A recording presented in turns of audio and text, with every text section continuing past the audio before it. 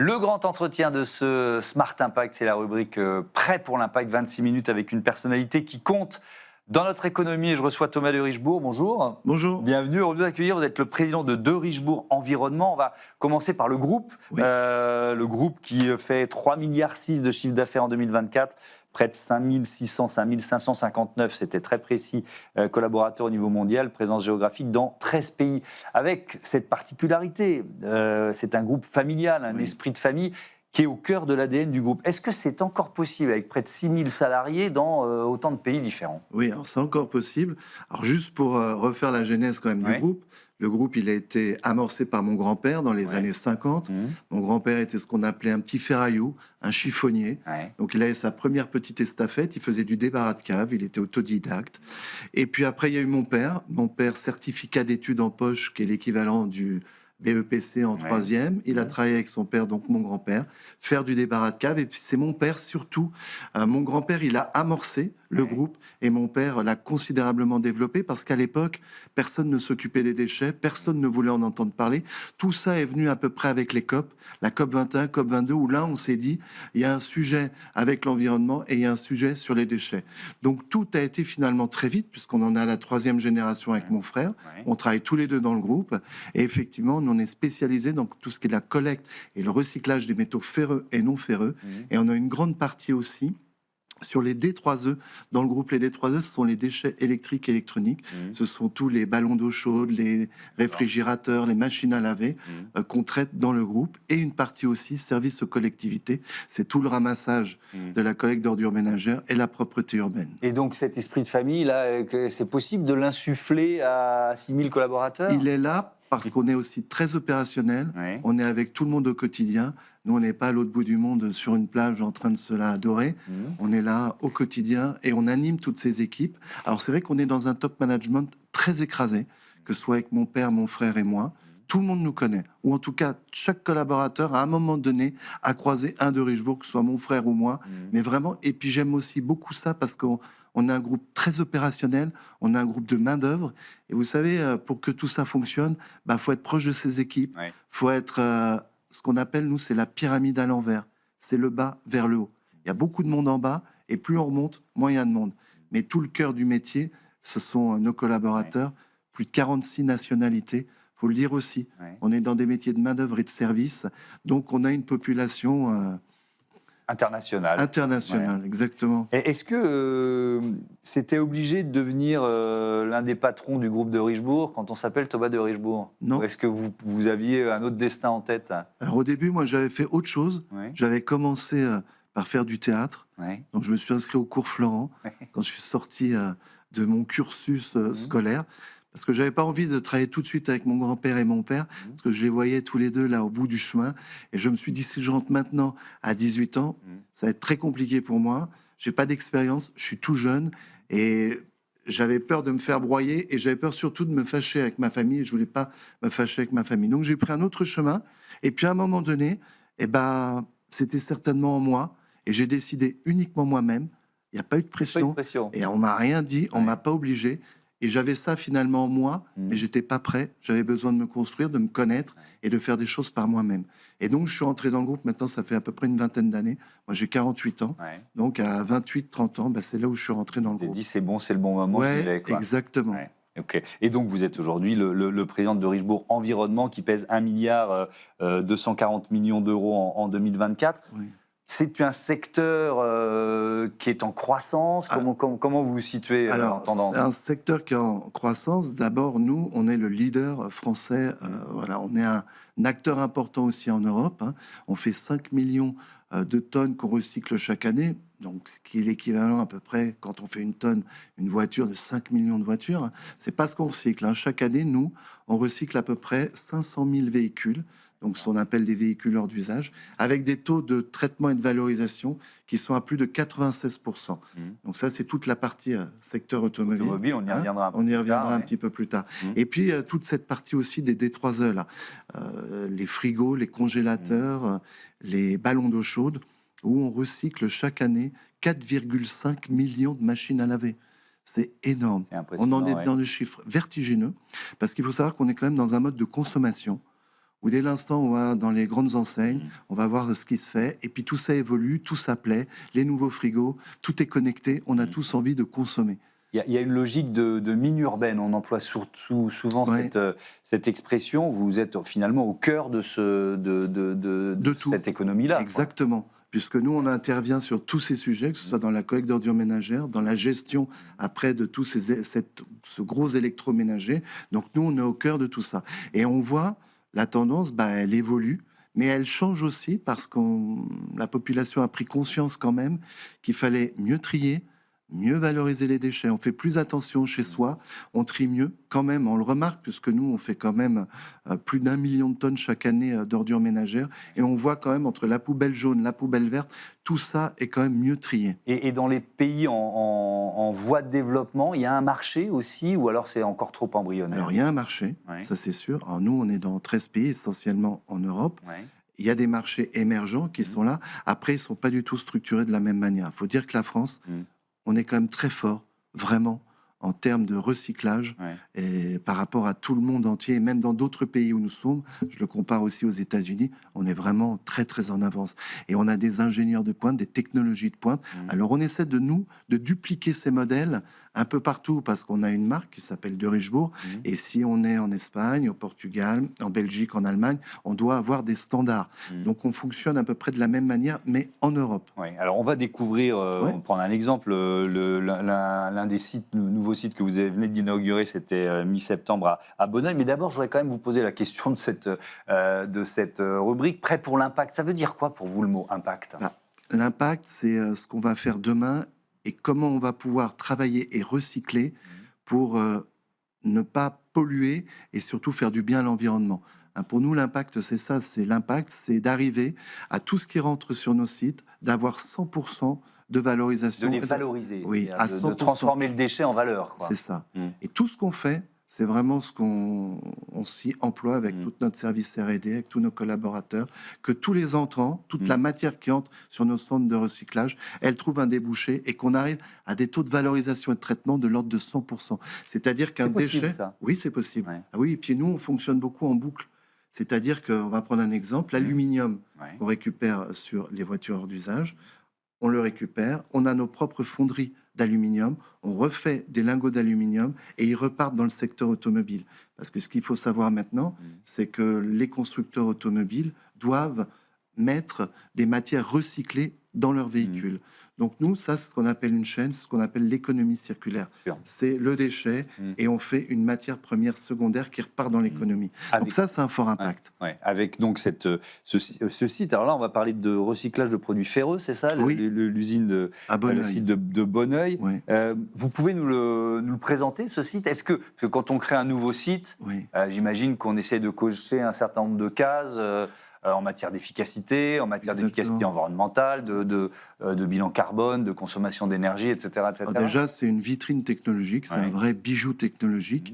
Donc ce site de Bonneuil, il est dédié au D3E, donc c'est tout ce qui est frigo et ballon d'eau chaude. Ce qu'il faut savoir, c'est que dans les ballons d'eau chaude, tout comme les frigos, vous avez des gaz fluorés qui sont très polluants. Et c'est ces choses-là, nous, qu'on va récupérer avant tout. C'est pour ça qu'on broie tout ça sous atmosphère confinée, c'est-à-dire c'est des boîtes où on broie tout, on récupère les gaz fluorés, donc le fréon pour les frigos, et on les met dans des bonbonnes, et après, ça s'est traité. Et là, il y a une réglementation maintenant qui évolue sur les ballons d'eau chaude, parce que sur les ballons d'eau chaude, vous avez aussi ces gaz fluorés. Vous avez la carcasse métallique, et à l'intérieur, vous avez une mousse. C'est ce qui fait isotherme pour garder la chaleur de votre ballon d'eau chaude. Et dans cette mousse-là, il y a énormément de gaz fluoré que nous, on récupère. Et donc, c'est une autre technique pour le récupérer. D'un côté, c'est deux choses liquide, de l'autre, c'est une mousse, c'est ça? Exactement. Donc, c'est deux technologies différentes. C'est pour ça avoir... Donc, ça veut dire que vous ne mélangez pas les frigos et les ballons d'eau chaude. Il y a une chaîne de recyclage qui est dédiée pour les réfrigérateurs et congélateurs et une chaîne qui est dédiée uniquement pour les ballons d'eau chaude. Donc, ça, c'est la réglementation aussi qui évolue. Avant, il n'y avait pas d'obligation de traiter ces ballons d'eau chaude. Maintenant, il y a une réglementation qui l'impose. Donc, c'est ce qu'on a fait. On est l'un des premiers à le faire. Donc, on est au début du traitement de cette filiale-là, de cette filière, et on va le dupliquer après partout en France. Qu'est-ce qui a le plus de valeur? C'est le fréon ou c'est le métal? Non, c'est le métal. Oui, clairement. Oui, ben oui. Sans Vous hésiter, savez que quoi. nous, le schéma économique de notre business plan, c'est on a des fournisseurs auxquels on achète la matière. Vous, si vous avez une vieille voiture, que vous nous l'apportez sur un de nos sites, on va vous la racheter au poids de la ferraille. Et après, on transforme, on prépare et on a des clients. Les clients, ce sont les sidérurgistes. Ouais. C'est eux, après, qui font tout le métier aussi du BTP. Donc, nous, c'est ça, notre modèle à nous. On est plutôt dans une période où, même si on essaie de réindustrialiser la France, on a plutôt des usines qui ferment. Vous ouvrez un site. Ça veut dire que le secteur se porte particulièrement bien? Alors nous, on est aussi sur des métiers de niche. Oui. C'est-à-dire qu'on va là où les autres ne vont pas forcément et où il y a une vraie valeur ajoutée, où on va pouvoir créer de l'emploi, parce que ce qui est important également, c'est la création d'emplois. Comme vous le disiez, Thomas, c'est des emplois qui sont non délocalisables partout en France. Et puis c'est des emplois après qu'on veut aussi garder dans le groupe, parce qu'ils ont la compétence, ils savent travailler, ils savent ce qu'on fait. Donc, on les fait évoluer. On parlera peut-être un peu de toute la RSE et ce qu'on fait aussi avec nos collaborateurs. On les fait évoluer. Il y a des plans de carrière parce qu'on veut aussi garder très longtemps. C'est pour ça qu'on a peu de turnover dans le groupe. Et donc, on reste sur l'activité de recyclage de l'acier et des métaux, parce que il y a Bonneuil, je crois que vous venez d'investir plusieurs dizaines de millions d'euros aussi dans le secteur à Lyon. À Lyon, on a un centre de recyclage qu'on a complètement refait pour 45 millions d'euros. Là, on a un projet d'affinerie de plomb à Rocancourt, donc à côté de Caen, et on va dupliquer aussi ces usines-là partout en France. Donc, c'est vrai. Et donc, je repose la question, c'est le secteur qui est en plein boom, c'est aussi de Richebourg qui réussit, évidemment, mais nous, les deux en même temps. Les deux en même temps, et nous, on a fait ce choix d'aller vers ces métiers-là, parce que y a de la valeur ajoutée. C'est vrai qu'aussi, il faut toujours réfléchir à ce que ça va nous apporter. On fait un investissement important. On investit à peu près chaque année 200 millions d'euros dans tous nos outils de production. Donc, c'est quand même énorme. Et vous parliez de réglementation là, sur les gaz tout à l'heure, mais est-ce que c'est aussi la réglementation française ou européenne qui vous pousse à investir parce que le secteur est en train de se structurer? Alors après, c'est une obligation, donc notamment en France. Après, ça part aussi beaucoup de l'Europe, mais tous les pays européens ne fonctionnent pas tous de la même manière. C'est vrai qu'en France, on est les champions du monde de la réglementation, des contrôles, de l'administration. Donc tout ça, c'est très très lourd. Mais c'est vrai que pour être dans d'autres pays où nous sommes, c'est un peu moins strict, un peu moins ferme. Mais ce n'est pas pour autant qu'on fait mal les choses. Alors, on a évoqué rapidement le secteur automobile, mais je voudrais qu'on y consacre un peu plus de temps dans ce grand entretien. Vous avez notamment signé un partenariat avec Volkswagen l'an dernier, 2024, pour intégrer au sein de votre réseau des centres de récupération des véhicules hors d'usage. C'est ce qu'on appelle des centres VHU, véhicules hors d'usage, où on accueille donc le véhicule, on fait un certificat de destruction et on commence la chaîne de dépollution et de traitement. Ce qu'il faut savoir, c'est qu'un véhicule, quand il arrive sur un de nos sites, donc un de nos centres agréés VHU, on le dépollue à plus de 96%. C'est-à-dire qu'il y a ça veut dire qu'il y a 96% du véhicule qui va être recyclé. Ok. Donc c'est énorme. On est dans des taux de traitement et l'objectif que je vous disais tout à l'heure pour nous, c'est d'atteindre le 100%. Même sur une voiture. Même sur une voiture. Alors qu'est-ce qu'on fait de la voiture? On récupère les pneumatiques. Les pneumatiques deviennent des aires de jeu pour enfants. Quand vous allez dans les aires de jeu, vous voyez le côté un peu molletonné, ça c'est du pneumatique. Le verre devient du verre. Le pare-choc devient des bacs poubelles. Donc chaque matière du véhicule a une filière de traitement. Et les 4% qui restent, c'est ce qu'on appelle la matière inerte. C'est votre fauteuil, la mousse de votre fauteuil que vous changez jamais. Ça, pour l'instant, on ne sait pas C'est-à-dire que c'est très chimique. Ça accompagne toute la durée de vie du véhicule et le plafonnier aussi.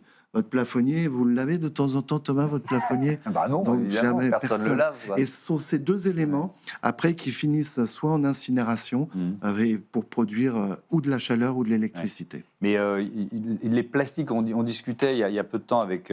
alors, c'est plus Plastic Omnium, mais bon, j'ai encore le nom de l'entreprise, l'ancien nom de l'entreprise en tête, avec le DG de Plastic Omnium, qui disait qu'en fait, le plastique, c'est quand même un moyen de faire baisser le poids des voitures et donc d'améliorer leur bilan, notamment pour les voitures électriques. Sauf que le plastique des voitures, il est 100% recyclable parce que souvent, ou alors il faut changer la conception de ces plastiques. Et là, vous discutez avec vos partenaires de l'industrie auto pour qu'ils soient plus recyclables qu'avant. Alors maintenant, c'est vrai que tout le secteur automobile pense recyclage avant production.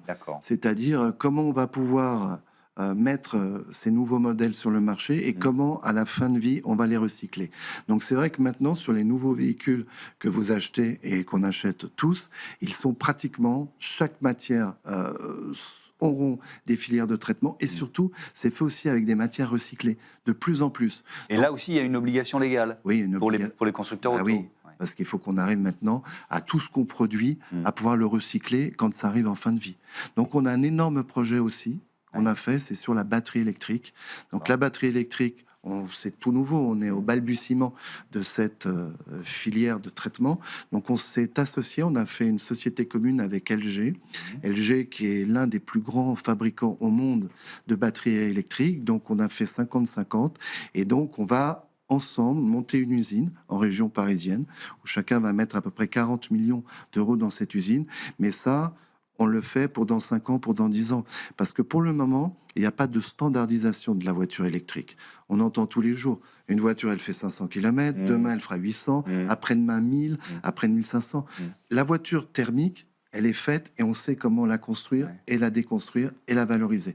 La voiture électrique, pour le moment, on ne sait pas. Alors, ce qu'on va faire avec LG, on va prendre toute cette black mass, apprendre. Vous savez, une black mass, c'est que du cobalt, c'est que des composants ultra chimiques que nous, on ne maîtrise pas, on ne sait pas faire. C'est pour ça qu'on s'est associé avec eux et pour réfléchir à comment on va pouvoir standardiser une unité de valorisation et de traitement en région parisienne. Donc ça veut dire que c'est encore expérimental. Expérimental.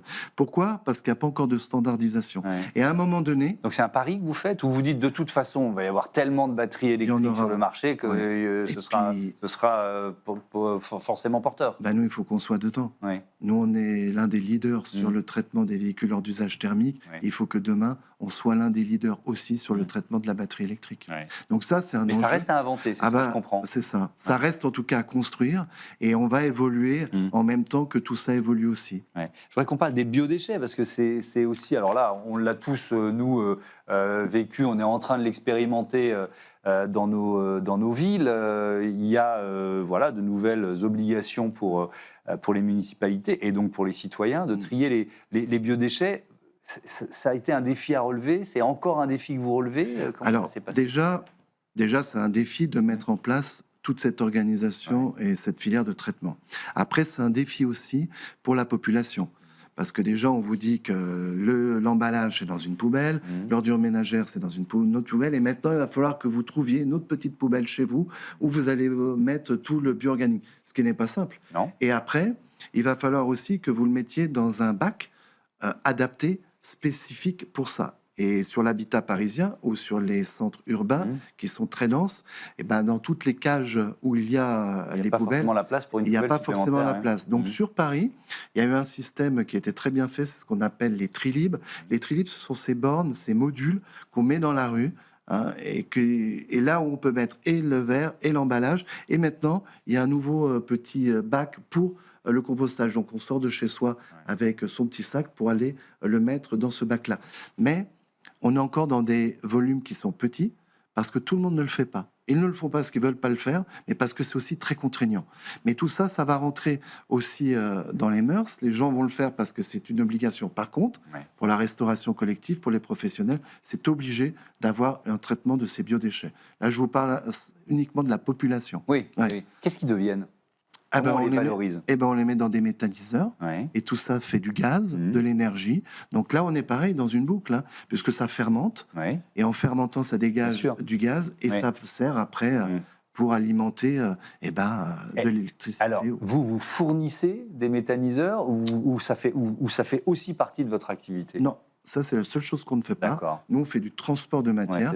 C'est-à-dire que la collecte d'ordures ménagères, on collecte les bacs et on les emmène d'un point A qui est votre habitation, jusqu'au centre de traitement. Vous pourriez devenir producteur d'énergie. On pourrait, mais après, vous savez, il faut faire ce qu'on sait faire et ce qu'on maîtrise. C'est toujours très exotique de vouloir faire quelque chose qu'on ne fait pas. Ça donne toujours envie de faire quelque chose qu'on ne fait pas. Mais finalement, gardons notre compétence et notre savoir-faire et n'allons pas sur des terrains où d'autres le font parfaitement bien et nous, finalement, on aura très peu de valeur ajoutée à le faire puisqu'on ne le maîtrisera pas bien. Ce que j'entends là depuis une vingtaine de minutes qu'on discute, c'est que c'est la part de l'innovation, de la R&D, de la recherche et développement dans votre activité. On pourrait se dire, bon, il s'agit de recycler des déchets, métaux ou organiques, bon, c'est pas si compliqué. Nous, non, ça innove en permanence. Nous, c'est des outils industriels. Donc, on travaille beaucoup avec nos fournisseurs. On réfléchit, comme je disais au début de l'interview, à avoir des taux de traitement et de valorisation qui soient proches de 100%. Pour arriver à ces 100%, je peux vous dire qu'il faut beaucoup transpirer. Faut réfléchir. C'est les 3-4 derniers pourcents qui sont les plus durs à récupérer. C'est comme dans un régime. Un régime, les premiers kilos, ils sont très faciles à perdre. Et les 3 derniers ou 4 derniers, c'est ceux qui vous feront craquer et vous reprenez tout le poids que vous avez perdu. Donc, on en est là. Mais par contre, nous, c'est notre objectif et on va le faire. Ah oui, ça c'est certain. Donc on investit beaucoup dans cette R&D, dans tout cet outil industriel qu'on modernise chaque année.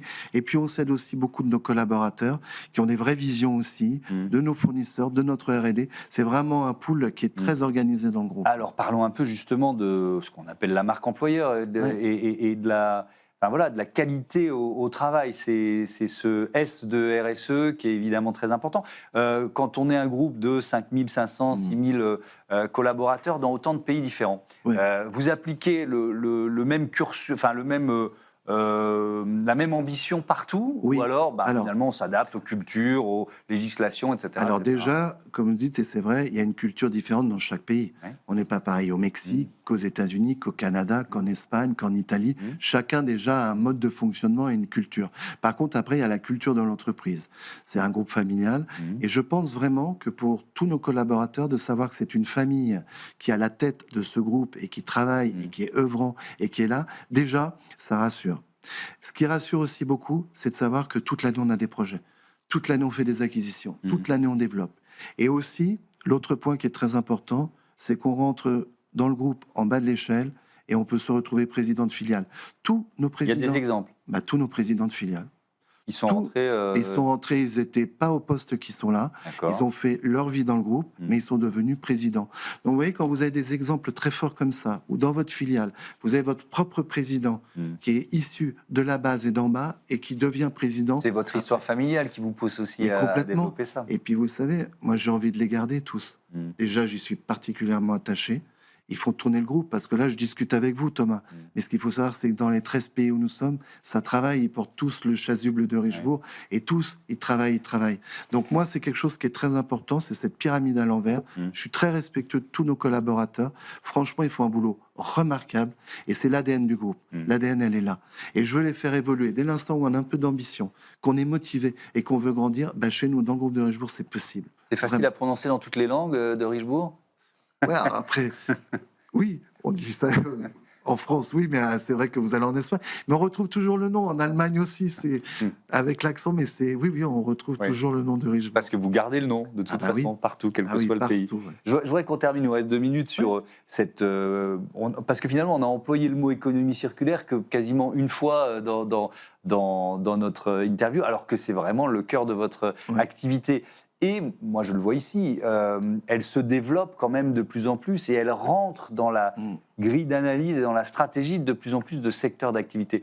Vous le ressentez, ça ? C'est-à-dire des secteurs ou des entreprises qui n'étaient peut-être pas forcément concernés par cette logique d'économie circulaire et qui s'y mettent ? Oui, totalement. Et aussi les collaborateurs. Maintenant, les collaborateurs, ils deviennent très green, très verts, très engagés. Tous. Et quand on fait des recrutements, puisque ça nous arrive quand même de prendre des gens de l'extérieur, ils nous demandent quels sont les plans de progression, qu'est-ce que vous avez comme projet. Donc déjà, les collaborateurs, ils sont très, très, très investis dans tout ce développement-là. Et puis après, l'économie de tout ça, on le voit partout. Il y a des boucles. Maintenant, il faut qu'on arrive à faire des boucles sur tous les sujets. Donc il y a les déchets du BTP. Il y a maintenant les vêtements de travail, les vêtements qu'on récupère. Ça, c'est pas notre métier, mais c'est des filiales. Maintenant, on crée des REP, des responsabilités élargies aux producteurs. Voilà, où maintenant on met sur le marché et comment on va le traiter et quelle est la filiale pour former à chaque fois des boucles. Nous, on a 2 grosses boucles, c'est l'aluminium et le plomb. Et puis demain, on aura, j'espère, la batterie électrique. Donc on aura les 3 grandes boucles du groupe. Après, ce qui est Dernier important dans notre impact, c'est le transport fluvial. Et pareil, c'est aussi comme on a 5 millions de tonnes chaque année, c'est d'arriver à aller chez nos clients sans le moins plus possible sur la route, possible, le moins possible sur la route. Et donc, on fait 40% de toutes les tonnes qu'on produit qui sont par voie fluviale et par voie rail. Et on travaille avec tous nos transporteurs. On leur demande aussi d'avoir des plans d'action pour être green, pour être éco-responsable, pour qu'on ait un bilan carbone qui soit positif et favorable. Merci beaucoup Thomas de Richebourg et à bientôt sur Be Smart for Change. Merci encore d'être venu sur ce plateau. On passe à notre rubrique Startup tout de suite.